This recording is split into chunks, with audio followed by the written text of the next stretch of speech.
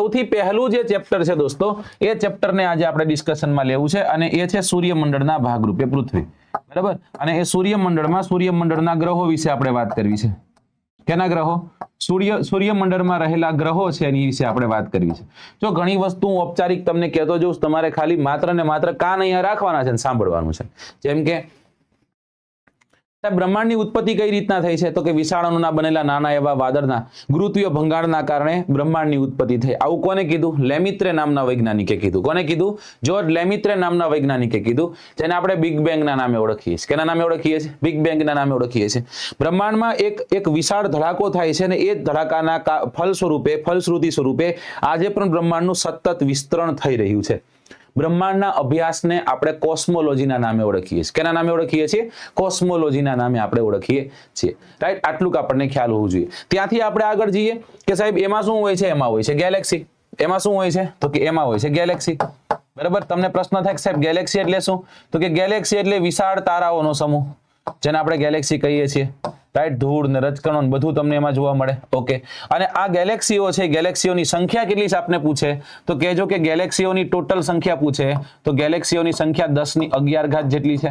ગેલેક્સીઓના પ્રકાર કેટલા છે? તો કે 3 પ્રકાર છે.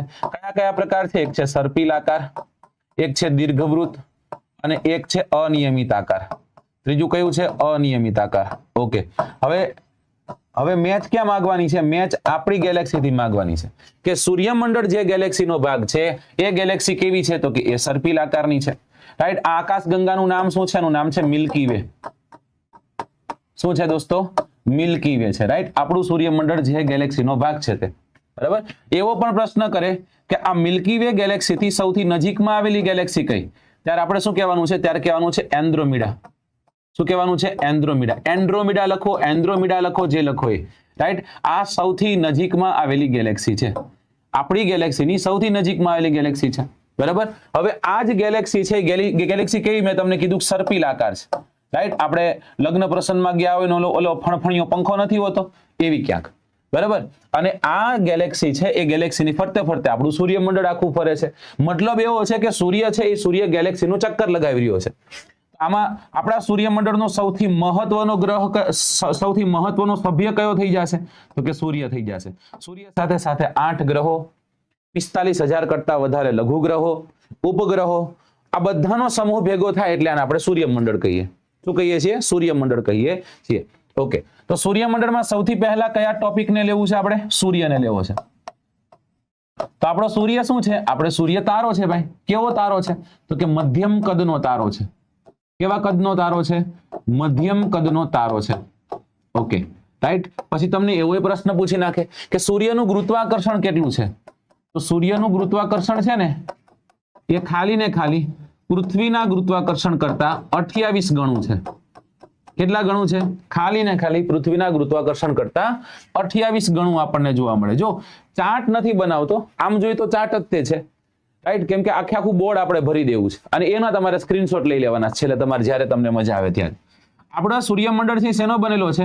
તો કે હાઇડ્રોજન અને હિલિયમનો બનેલો છે, પ્લસ અન્ય વાયુઓ પણ છે. પણ મુખ્યત્વે કયા વાયુઓ છે? હાઇડ્રોજન અને હિલિયમ છે. એમાં સૌથી વધુ શું? હાઇડ્રોજન છે. હાઇડ્રોજનનું હિલિયમમાં રૂપાંતરણ થઈ રહ્યું. આને આપણે શું કહીએ?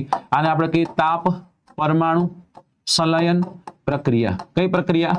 તાપ પરમાણુ સંલયન પ્રક્રિયા. અને આ જ પ્રક્રિયાના માધ્યમથી સૂર્ય છે એ સૂર્ય સ્વયં પ્રકાશિત છે.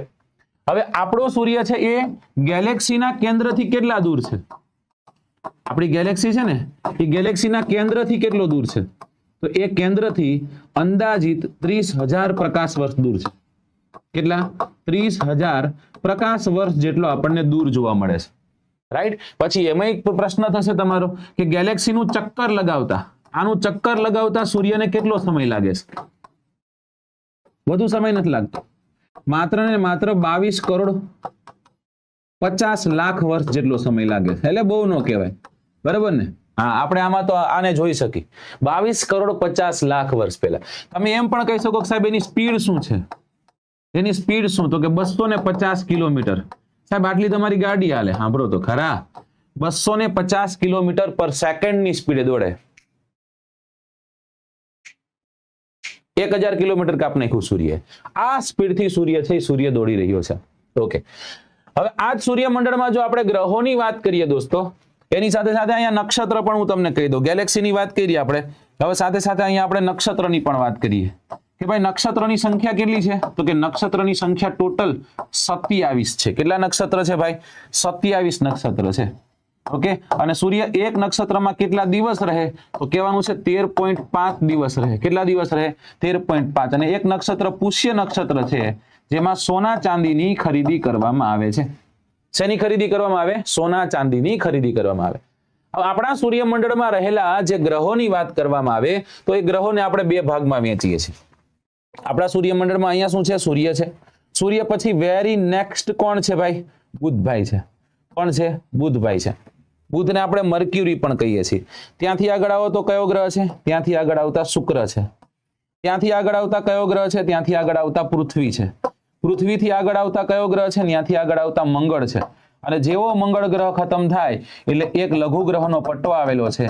જેવો લઘુ ગ્રહનો પટ્ટો તમે મૂકો એટલે તમને જોવા મળશે એક ગ્રહ જેનું નામ છે ગુરુ, એક ગ્રહ જેનું નામ છે શનિ, એક ગ્રહ જેનું નામ છે યુરેનસ, અને એક ગ્રહ જેનું નામ છે નેપચ્યુન. અને નેપચ્યુન, બરાબર? હા, પ્લુટો કોઈ ગ્રહ છે નહીં. પ્લુટોને વામન ગ્રહની કક્ષામાં મૂકવામાં આવેલો છે. બરાબર? આ બધા જ ક્રમ છે. જો કદાચ તમને કે સૂર્યથી અંતરે આવેલા ગ્રહોને ક્રમમાં ગોઠવો તો તમારે ખાલી આટલું યાદ રાખવાનું છે, બસ PM ગુસ્સે થશે. શું કહેવાનું છે? બસ PM ગુસ્સે થશે. બસ PM ગુસ્સે થશે. કોના પર? UN પર. બસ એટલે બુધ અને શુક્ર. PM તો કે પૃથ્વી અને મંગળ. ગુસ્સે એટલે ગુરુ અને શુક્ર, ગુરુ અને શનિ. થશે કોના પર? થશે UN પર, યુરેનસ અને નેપચ્યુન. આવી રીતના ક્યાંક આપણે આને યાદ રાખી શકીએ છીએ. ઓકે, હવે ઉપગ્રહોની વાત કરી નાખીએ ભાઈ. તો બુધને 0 ઉપગ્રહ છે, શુક્રને 0 ઉપગ્રહ છે, પૃથ્વીને 1 ઉપગ્રહ છે, અને મંગળને કેટલા ઉપગ્રહ છે? 2 ઉપગ્રહ. એ વાત પણ યાદ રહે કે અંદર રહેલા તમામ આટલા જેટલા પણ ગ્રહો આપણે બતાવ્યા, આને આપણે શું કહીએ છીએ? આને આપણે પાર્થિવ ગ્રહો કહીએ છીએ. કેવા ગ્રહો કહીએ છીએ? પાર્થિવ ગ્રહો કહીએ છીએ. અથવા તો આને આપણે શું કહીએ છીએ? અથવા તો આને આપણે આંતરિક ગ્રહોના નામે ઓળખીએ છીએ. ઓકે, વિશેષતાઓની વાત કરીએ તો પછી લઘુ ગ્રહના પટ્ટા પછીના જે બધા ગ્રહો કેવા છે એને આપણે કહીએ છીએ જોવિયન ગ્રહો અથવા તો બાહ્ય ગ્રહો. જોવિયન ગ્રહો અથવા તો બાહ્ય ગ્રહોના નામે ઓળખીએ. આંતરિક ગ્રહો લગભગ કેના બનેલા છે? તો કે માટીના બનેલા છે, એટલે એને ટેરિસ્ટોરિયલ પણ કહીએ છીએ. જ્યારે જોવિયન ગ્રહો કેવા છે? મોટા મોટા ગેસના દડા છે, હે ને? મતલબ ગેસથી બનેલા છે. બરાબર? ચાલો, આમાં અત્યારે વાત કરીએ આપણે, કેમ કે આપણને ઓછો ટાઈમ મળ્યો હોય, તમારા લેક્ચર ક્યાં છે ને ક્યાં નહીં, બરાબર છે કે નહીં, એમાં આપણે વાતનું ધ્યાન દેશું ને તો આપણે હેરાન થઈ જશું. તમે માત્ર ખૂણામાં બેસી જાઓ અને 2 કલાક તમે બેસો ભાઈ. 2 કલાકમાં તમે ઘણું બધું જાણી શીખીને જશો. સાથોસાથ એ પણ યાદ રાખવાનું છે કે સૌથી મોટો ગ્રહ કયો છે? જો સૂર્યમંડળનો સૌથી મોટો ગ્રહ એટલે ગુરુ, સૂર્યમંડળનો સૌથી નાનો ગ્રહ એટલે બુધ, સૂર્યમંડળનો સૌથી ચમકતો ગ્રહ કયો? તો શુક્ર, સૂર્યમંડળનો સૌથી સુંદર ગ્રહ કયો? તો શનિ, સૂર્યમંડળનો સૌથી ઠંડો ગ્રહ કયો? તો યુરેનસ, સૂર્યમંડળનો સૌથી છેલ્લો ગ્રહ કયો? તો નેપચ્યુન. કઈ જગ્યા પર તમને દિવસ અને રાત જોવા મળે? દિવસ અને રાત આપણે જેવી રીતના જોવા મળે એવી રીતના બધી જગ્યા પર જોવા મળે, પણ ઋતુઓ કઈ જગ્યા પર જોવા મળે? તો એ આપણે કહેવાનું છે નેપચ્યુન પર જોવા મળે. ક્યાં જોવા મળે? નેપચ્યુન. એટલે વારાફરતી વારા જે મહત્વના ફેક્ટ છે ને આપણે જોતા જઈએ છીએ. બરાબર? મંગળ પાસે આ મંગળ રહ્યો ને, મંગળ, એ મંગળની વિશેષતા એ છે લાલ રંગનો છે પેલા તો, રાઈટ? આ વિશેષતા થઈ ગઈ. બીજી વસ્તુ, આને ડિમોઝ અને ફોબોસ નામના ઉપગ્રહો છે. એમાં ડિમોઝ છે ને, ડિમોઝ આ સૌથી નાનો ઉપગ્રહ છે. સૂર્યમંડળનો સૌથી નાનો ઉપગ્રહ છે. ઓકે, વિશેષતાઓમાં તે જોયું આ સૌથી નાનો છે. સાથે સાથે બુધની બીજી વિશેષતા કે સૌથી ઝડપી પરિક્રમણ કરતો ગ્રહ છે. સૂર્યની ફરતે ફરતે સૌથી ઝડપી કોણ દોડે? ભાઈ બુધ દોડતો આપણને જોવા મળે, રાઈટ? જ્યારે શુક્રની વિશેષતાઓની વાત કરીએ તો શુક્ર છે ને, એ શુક્ર પશ્ચિમથી પૂર્વ તરફ નહીં, પૂર્વથી પશ્ચિમ તરફ ધરી ભ્રમણ કરતો ગ્રહ છે. કેવી રીતના ધરી ભ્રમણ કરે છે? પૂર્વથી પશ્ચિમ તરફ. બાકીના આ ગ્રહો જે આપણે જોયા કેવી રીતના ફરે છે? પૂર્વથી પશ્ચિમ તરફ, હે ને? પશ્ચિમથી પૂર્વ તરફ ફરે. જ્યારે આ કઈ રીતના ફરે છે? પશ્ચિમથી પૂર્વ તરફ નહીં, પૂર્વથી પશ્ચિમ તરફ. બરાબર? તો આ યાદ રાખજો આ પોઈન્ટને પણ. શુક્રની બીજી કોઈ વિશેષતા ખરી? તો કે હા, શુક્રની વિશેષતા એક તમને એવી પ્રશ્ન પૂછાઈ શકે કે કયા ગ્રહમાં દિવસ લાંબો, દિવસ છે એ દિવસ વર્ષ કરતા પણ લાંબો છે, વર્ષ કરતા પણ લાંબો, તો એ કયો છે? એ છે શુક્રભાઈ, રાઈટ. વિશેષતા એ પણ યાદ રાખવાની છે, શુક્ર છે એ શુક્ર ક્યારે દેખાય આપણને? શુક્ર ક્યારે દેખાય આપણને? તો કે શુક્ર આપણને દેખાય છે સૂર્યોદય થાય ને એના પહેલા પહેલા, અને સૂર્યાસ્ત થાય એના પહેલા પહેલા, એના બાદ સૂર્યાસ્ત થઈ ગયો એના પછી શુક્ર દેખાશે, સૂર્યોદય થાય એની પહેલા શુક્ર દેખાય, રાઈટ. ચલો પછી આવી આપણા પૃથ્વી પર. પૃથ્વીને એક ઉપગ્રહ છે જેનું નામ છે ચંદ્ર, આપણને ખ્યાલ છે. મંગળને બે ઉપગ્રહો છે, કયા કયા છે? ડિમોસ અને ફોબોસ. ગુરુનું જો વિશેષતાની વાત કરીએ તો સૌથી મોટો ગ્રહ છે, બરાબર. અત્યારના ડેટા આપું તો 95 જેટલા આને ઉપગ્રહો છે. જ્યારે શનિની વાત કરીએ તો શનિ સૌથી વધુ ઉપગ્રહો ધરાવતો 146 જેટલા ઉપગ્રહો. અત્યારની હાલની આપણે વાત કરીએ, નાસાની સાઇટ પર જે દર્શાવતા હોય એની આપણે જો વાત કરીએ તો, રાઈટ. ચલો ના વૈશાલીબેન, શુક્ર આવે, એક વખત ચેક કરી લ્યો, શુક્ર આવશે. ચલો ત્યાંથી આગળ આવશું શનિ. શનિ છે ને એ શનિને વલયો છે. શનિને કેટલા વલયો છે ભાઈ? શનિને 3 વલયો છે. કેટલા વલયો છે? 3 વલયો છે. એવા જ વલયો યુરેનસને પણ છે. કેટલા વલયો છે? તો કે યુરેનસને 9 વલયો છે. એમાં 5 ના નામ છે, alpha, beta, gamma, delta, epsilon, right. આવા 5 ના નામ આપેલા છે. નેપચ્યુન છે તો નેપચ્યુનને પણ વલયો છે. આ વલયો શું છે? તો કે વલયો એક પ્રકારનો કાટમાળ અને બરફના કણો આપણને જોવા મળશે. તો એ સૌથી સુંદર દેખાય કયો? શનિ. સૌંદર્યતાની દેવી કહેતો કયો છે? શુક્ર છે, રાઈટ. યુરેનસની વાત કરીએ તો આમાંથી જેટલા પણ ગ્રહો છે બધા જ ગ્રહોમાં આ ગ્રહ એવો છે કે જેની શોધ શેની મદદથી થઈ હતી? તો કે ટેલિસ્કોપની મદદથી થઈ હતી. અને ટેલિસ્કોપની મદદથી આની શોધ કોને કરી હતી? તો કે વિલિયમ હર્સલ નામના વૈજ્ઞાનિકે કરી હતી. કોને કરી હતી? વિલિયમ હર્સલ નામના વૈજ્ઞાનિકે. પોતાની ધરી પર ખૂબ નમીને સૂતો હોવાના કારણે એને સૂતેલો ગ્રહ પણ કહીએ છીએ. કેવો ગ્રહ કહીએ છીએ? સૂતેલા ગ્રહના નામે પણ આપણે ઓળખીએ છીએ, રાઈટ. ડન ને? ચલો ઓકે, ડન. જો હું શું કહું છું, મારી વસ્તુને હવે આમાં મારી વસ્તુને માનવી હોય તો માનજો, કેમ કે આમાં હું ક્લારિફાઈ કરવા જઈશ, હું સાબિત કરવા જઈશ તો સમય લાગી જશે, તો બહુ બધો સમય લાગી જશે. એક વખત એવું લાગે તો તમારી પાસે ગૂગલ છે, થોડુંક આપણી પાસે તે છે, જે તમારી પાસે ડાયા વિદ્યાર્થીઓ છો, તમારે શું કરવાનું? સર્ચ કરી લેવાનું. પછી જે સાહેબ ખોટા હોય ખોટા, બરાબર, કોઈ વાંધો નહીં, છો કે હું ખોટો તો હું ખોટો, પણ આપણે આપણો ડેટા ચેક કરી લ્યો. ગૂગલ કરી નાખો. ગૂગલ તો થાય ને, ગૂગલને પૂછી લો. આમ કરીને પૂછી શકો તમે કે ગૂગલ કયો ફરે, કેનકોર ફરે, એમ, રાઈટ. ચાલો ઓકે, ચલો ત્યાંથી આપણે આગળ જઈએ. એક સાહેબ દેખાય પણ અંધારું હોય ત્યારે. પછી છેલ્લે આપણે જોઈએ પ્લુટો. પ્લુટો એક સમયે ગ્રહ હતો પણ હવે ગ્રહ નથી. આને એક ઉપગ્રહ છે જેનું નામ છે શેરોન. કયો ઉપગ્રહ છે? શેરોન નામનો ઉપગ્રહ, જે લગભગ એના જેવડો ને જેવડો તે છે.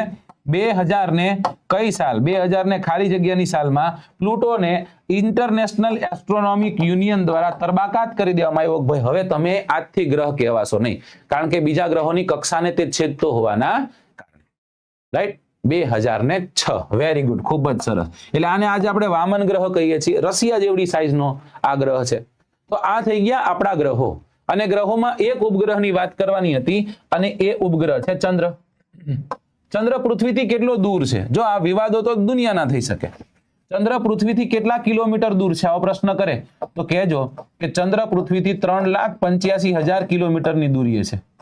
આટલા કિલોમીટર ક્યાંક ત્યાંથી લખ્યું હશે, તમે પકડીને આવશો, બરાબર. હા, હવે ચંદ્રનો પરિક્રમણ અને પરિભ્રમણ બંને સરખો છે. પરિભ્રમણ ઇઝ ઇક્વલ ટુ પરિક્રમણ, અને પરિભ્રમણ ઇઝ ઇક્વલ ટુ પરિક્રમણ હોવાના કારણે આપણને ચંદ્રની એકમાત્ર બાજુ દેખાય. ચંદ્રની કેટલી બાજુ દેખાય? એક બાજુ જ દેખાય આપણને, બીજી બાજુ કોઈ દી દેખાય નહીં આપણને. એટલા માટે તે દક્ષિણ ધ્રુવ પર આપણે સોફ્ટ લેન્ડિંગ કરવું હતું, એ થોડુંક આપણા માટે અઘરું હતું. દેખો 3,95,000 3,85,000 છે ને, એટલે ડેટા વેરિએશન હશે. તમે તમારી રીતના થોડુંક હજી વેરિએશન લાવશો. ચાલો બીજી વાત કે આ ચંદ્ર સ્વયં પ્રકાશિત નથી, પરપ્રકાશિત છે, એકમાત્ર ઉપગ્રહ છે, બરાબર. તો હવે આ ચંદ્ર છે ને એ ચંદ્ર ઘણું કરી જાય. શું કરી જાય સાહેબ? ચંદ્ર ઘણું કરી જાય એટલે શું પણ સમજાવું તમને. દેખો ये क्या है? આ શું છે? આ ડાડો છે સૂરજ, આ સૂર્ય છે. ચલો સૂર્યને ફરતે ફરતે કોણ ફરે છે સાહેબ? સૂર્યને ફરતે ફરતે પૃથ્વી ફરે છે, અર્થ ફરે છે. અને પૃથ્વીની ફરતે ફરતે કોણ ફરે છે? પૃથ્વીની ફરતે ફરતે ચંદ્ર ફરે છે. કોણ ફરે છે દોસ્તો? ચંદ્ર ફરે ને આવી રીતના. તો હવે આ જ પોઝિશનો આપણે જોઈએ. એક પોઝિશન અહીંયા બને, એક પોઝિશન અહીંયા બને, રાઈટ. હવે જો કદાચ આમ ચંદ્ર ફરતો ફરતો ફરતો ફરતો ફરતો અહીંયા આવી ગયો, પૃથ્વીમાં આ ભાગમાં દિવસ, આ ભાગમાં રાત છે, રાઈટ. તો શું થશે કે ચંદ્ર શું કરશે કે ચંદ્ર આ કિરણોને રોકી રાખશે. મતલબ કે ચંદ્ર છે એ ચંદ્રનો પડછાયો પૃથ્વીના જે ભાગે પડશે એ જગ્યા પર આપણને સૂર્યગ્રહણ થશે. તો જો હું તમને અહીંયાથી એક નાનકડી વાત સમજાવું. સૂર્યગ્રહણ અને ચંદ્રગ્રહણમાં બહુ લોડ ન લ્યો ભાઈ. સૂર્યગ્રહણ અને ચંદ્રગ્રહણમાં ખાલી આટલી વસ્તુ યાદ રાખો. પેલા તો શું દેખાતું બંધ થાય એ યાદ રાખવાનું.